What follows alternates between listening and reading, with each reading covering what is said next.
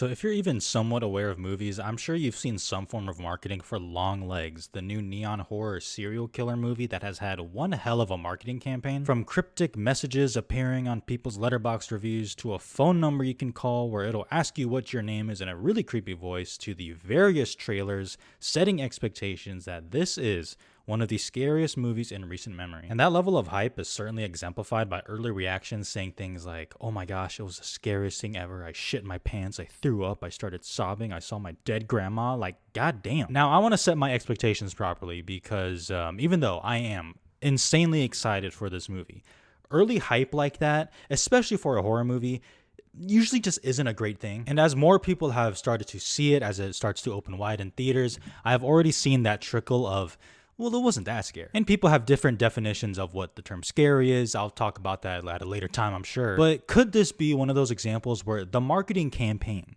is so good that it actually is used against the movie, at least in terms of quality? And the reason I'm asking is because I haven't seen it yet. It is currently 5:30. My screening is at 7 o'clock. So I'm going to get some food, and the next frame you see of me is going to be me after I have seen Longlegs. So I can tell you whether or not this crazy ass hyped up movie actually lives up to what it promises here. Okay, so wish me luck. I'm gonna go see it now. The next time you see me will be of me after I have seen Longlegs. Hopefully it's not too bad. Okay, see you soon.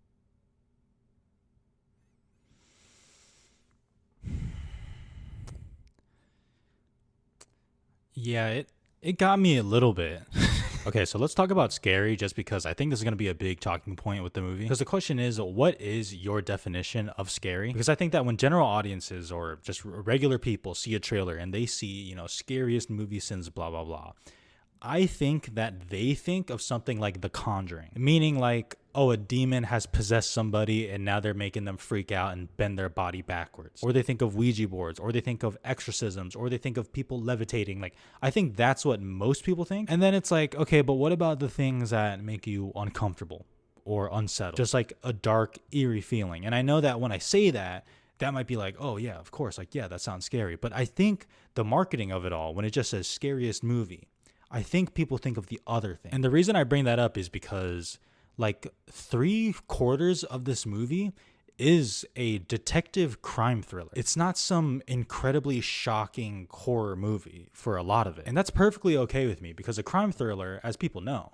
is absolutely one of my favorite little subgenres of movie. It's a lot of her staying up late trying to figure out this puzzle, or her trying to find these connections with the families of the murders. Or it's her going to the crime scene, being told how many bodies are there and how long they were there for, and her looking around the room trying to find clues. Like, I love all of that. But I know that that's not very captivating for some people, especially when they're kind of promised a horror movie, and that's okay. But I think those are going to be the people that are the loudest on, this movie isn't scary. And sure, I'll even give it to you. Like an FBI agent explaining to their boss like how they cracked the code of Longlegs' language, like, sure, that's not like scary per se, but it is interesting to me.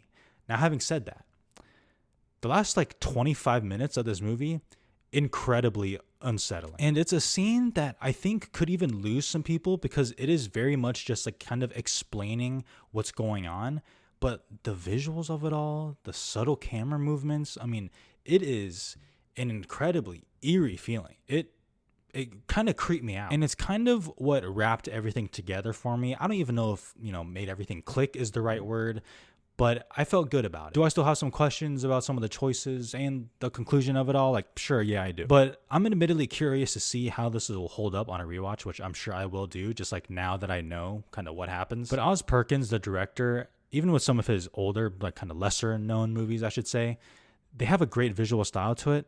And this movie is no different. Very subtle cinematography, but damn effective cinematography. It just knows when and how to move the camera in different scenes just to elicit that feeling of anxiety and tension. Because even with a lot of this movie being that kind of, detective crime thriller, as I mentioned, like, make no mistake, it is sprinkled with some incredibly tense moments. And the best part about some of those moments, and even some of just the more normal, mundane moments of the movie, is how it's blocked. I found myself consistently looking behind the character in front of the camera because there would be like a room in the back or like a dimly lit corner. And I'm like, motherfucker, if something pops out of there, I'm going to scream. The performances are great. Maika Monroe, probably best known for It Follows, I think is really good here. I'm sure some people might think that her character is a little too stoic, and I get that, but to me, like, it makes sense with the character, especially as we kind of peel back the layers of her character. I think it makes sense, and I think she did a good job. And Nicolas Cage as Longlegs is just insane. It's such a zany performance that honestly I can see some people might not care for. Like, I can see immature high schoolers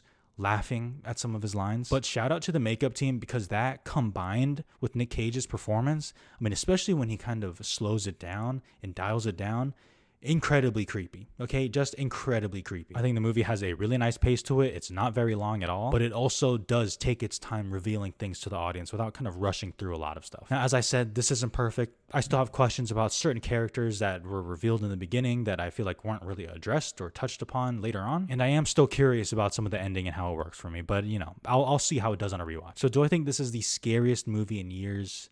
No, I don't. Is it the best serial killer movie since Silence of the Lambs? No, I don't think so. Is it a good movie regardless? Yes, it is. Longlegs, 4 stars. Shout out to the Neon marketing team, though. I mean, y'all put in work, man. I mean, what would have happened if Neon had like Barbie or some shit? Holy fuck.